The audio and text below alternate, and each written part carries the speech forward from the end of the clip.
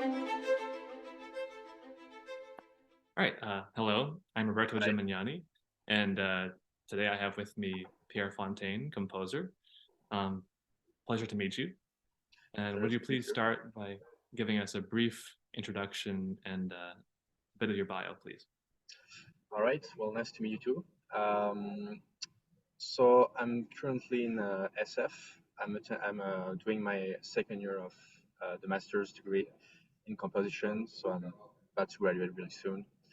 Um, so my main focus in music is to try to catch up with the French dances from the 18th and 19th century and try to reaccommodate, let's say, these styles, these dances with the more modern harmony. Um, this is my main focus. I would like to write a ballet in the future, in close years. Um, and I'm gonna go back to my origin country, which is France, in for the summer and next year to prepare my doctorate program. So I'm gonna come back to the US, I hope. Um, so I'm 20, 27. What else can I say? I play piano, of course. Um, I compose. I also do a lot of improvisation on the screen. So I accompany movies while playing the piano. I orchestrate for people and arrange. I try to conduct, but that's really hard. So I'm not gonna say I'm a conductor. Uh, and that's it, actually. Very cool. Very exciting. I'd love to hear your ballet when you Oh, eventually complete it. yeah, thank So you. our first question from the orchestra, where does the title for this piece come from, and what was your inspiration behind composing it? Okay, great. That's a great question. So Artemi is a Greek figure. She's the goddess or nymph goddess of um, of hope and desire, feeling good, of joy. Um, and so the title comes from someone close, well, from my family who struggled a lot um, uh, in her like the past years. So that way was a way to how can I say that to thank her or to be generous with her, to warn her in a way. I Hmm. don't know if that clear, but I wanted to gather the French styles from the early 20th centuries, like Ravel and Debussy, to learn from them, and also to combine that to my this person past. So it's a way to say, don't worry, don't struggle. You know, it's gonna be everything's gonna be fine in a way. And so I wanted to also like have a parallel between this Greek figure and this person. Uh,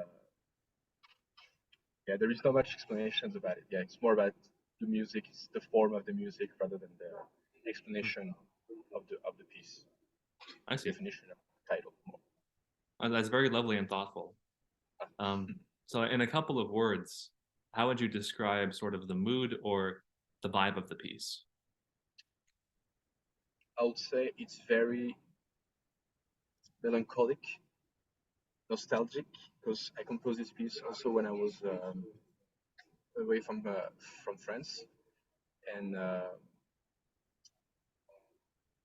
yeah, nostalgic, melancholic, and also joyful at the same time.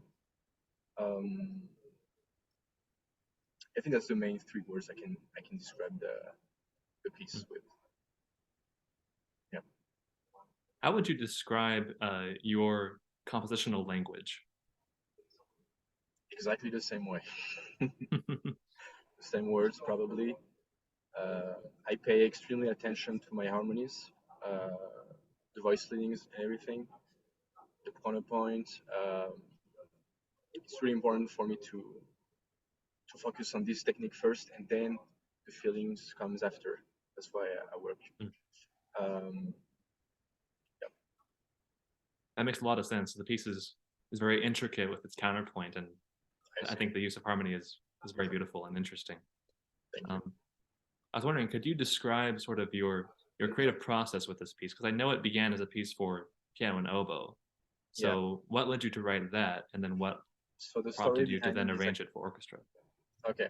So I wrote originally this piece is the second movement of a suite. It's called Suite Française for oboe and piano that I wrote uh, 2 years ago. And actually, so my friend, who's the oboist who performed the piece for his recital, his teacher said that the second movement should be orchestrated. And at that time, I didn't give more attention to this. And then I realized 1 year or 2 years after that actually that would be nice to orchestrate this piece for symphonic orchestra.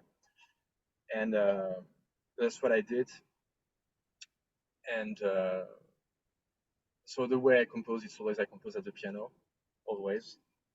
Uh, I set up the melodies first, so I spend some time working on the melody, um, and also like this piece is like in different sections, like more in a rondo form, I would say, not a strict rondo form, but it's most likely like that. So always have contrasting parts. That's extremely important for this piece. Um, and contrasting melodies, ambience as well. Hmm, I guess it's for every piece of music. Um, yeah, that's it. cool. So the orchestra would like to know, what were sort of the circumstances of your life at the time you wrote this piece, and how did they affect kind of the emotion of the music? I see. I'm extremely. So when I first came in the US, I was um, into film music, really into film music, and then my first 2 months was crucial because I realized that there is no like true understandings of film scoring if there is no true understandings of classical music first and the techniques especially. So I dig into all the past composers, and my like in terms of aesthetics and techniques stopped when it was like Ravel and Debussy when I discovered their music, and I just fell in love with one work, which is Daphnis and Chloe. I thought it was the most amazing thing on earth ever written. It has the technique, and also for the first time I could understand the feelings, blind with feelings. So um, I realized I should absolutely learn this style because it talks to me. I had to learn this style. So I first, because I play piano, and classical piano and jazz piano, I dig into the easy piece first, like with simple harmonies, his preludes, to some extent the tombeau de Couperin as well. And then I dig into the Valse Noble and Sentimental, La Valse, Rhapsody Espagnole, and all these pieces. Um, and then I fell into Debussy's music and La Mer especially. Hmm, So I side read the piano forehand with a friend, version of the La Mer, um, Printemps, and all these small pieces. I found out a piece called Première Suite d'Orchestre, which is like the first time that they actually rediscovered this piece in France in like 7 or 8 years ago, and it's absolutely amazing. It's not well known, but it's amazing piece. And I was like, I need to learn this language as well.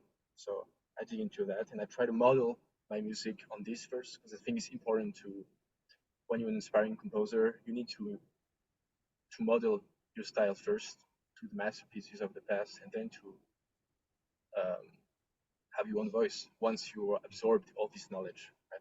But that's a lifetime work. So hmm, cool.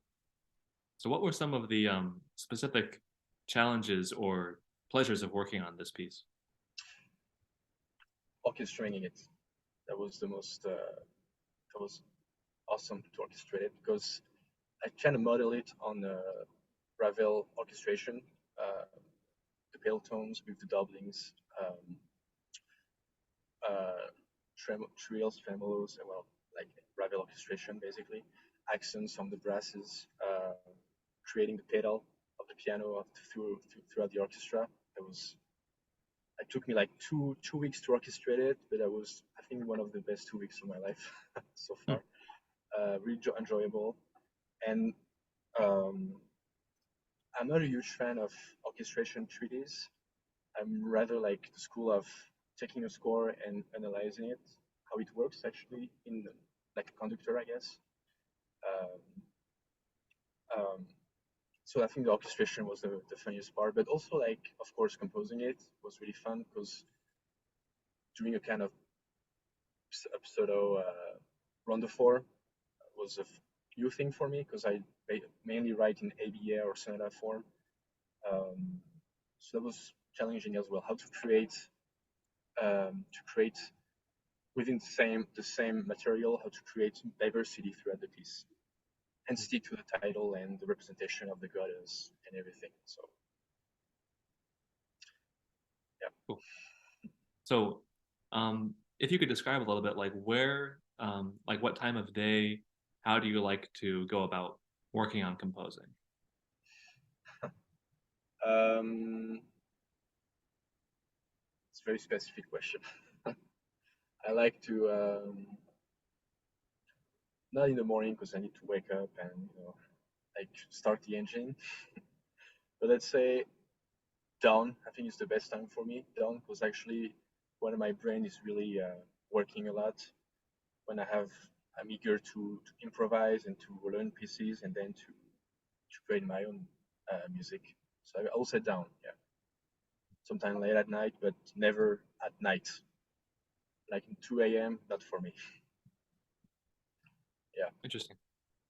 So, what are some themes, details, or other aspects of this piece that you are most proud of? Um,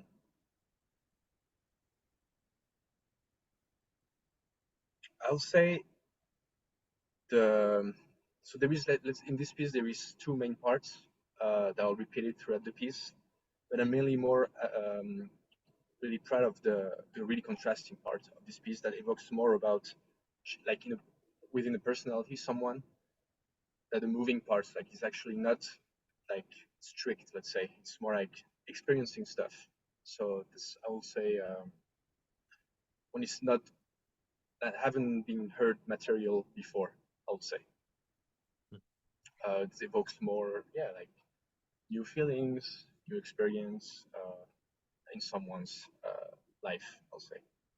Yeah, but it's also the music is also really evocative of nature because well, I think everybody have a link to nature, obviously, but um, I try to evocate also the like in a Greek myth, it's always two like teenagers or adults having a love story, but always linked to in the Greek myth, it's always linked to nature. So I also try to link to this aspect. Yeah.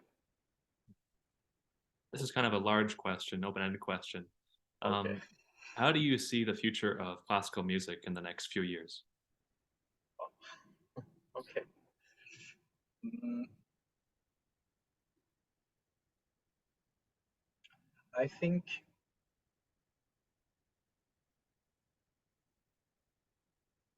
I think composers and performers have to be more than ever working together.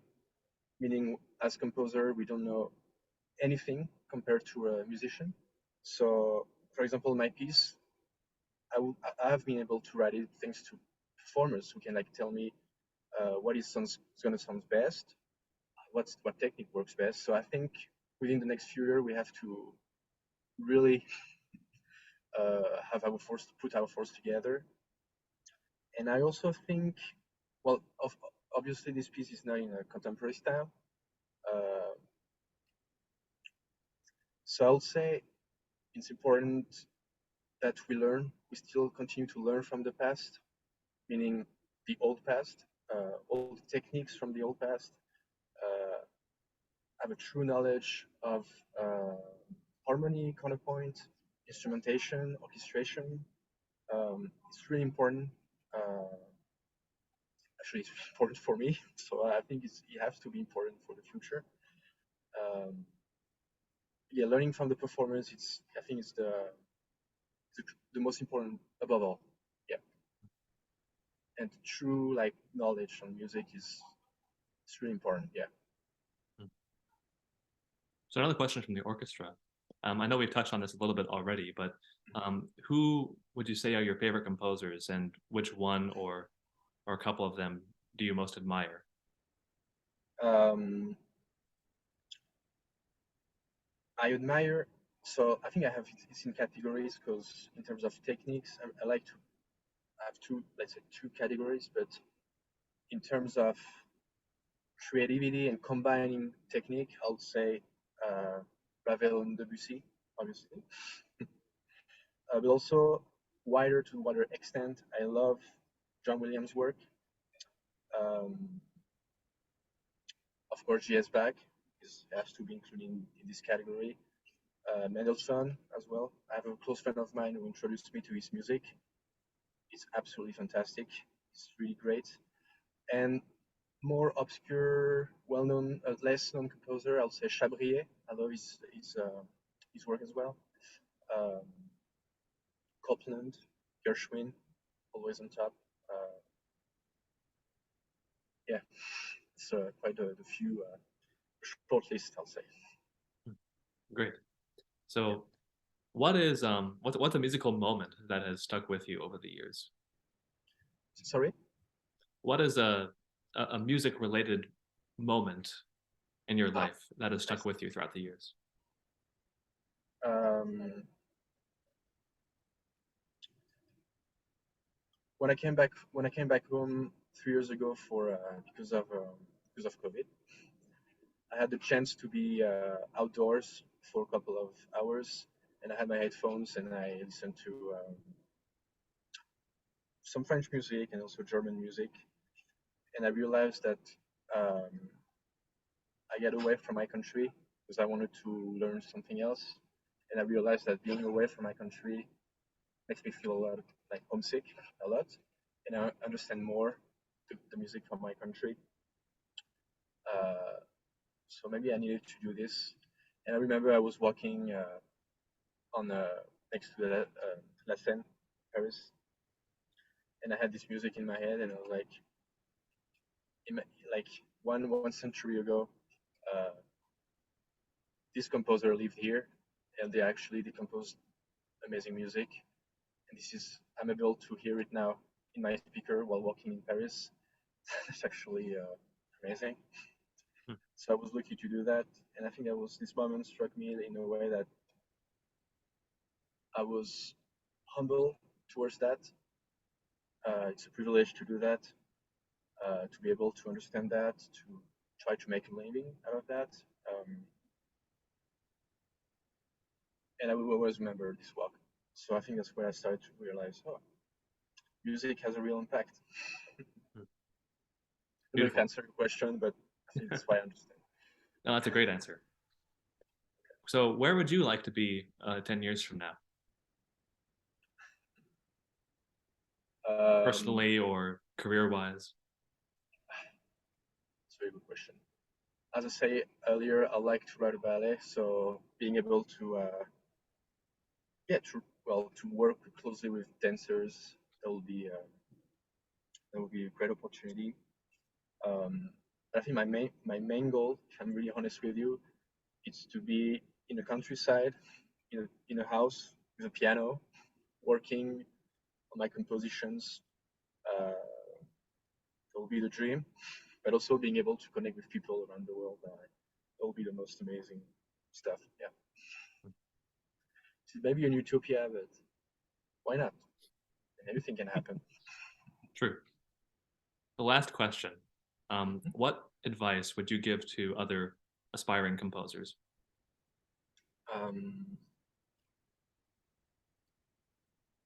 I will give two advice. I'll give the first one will be um,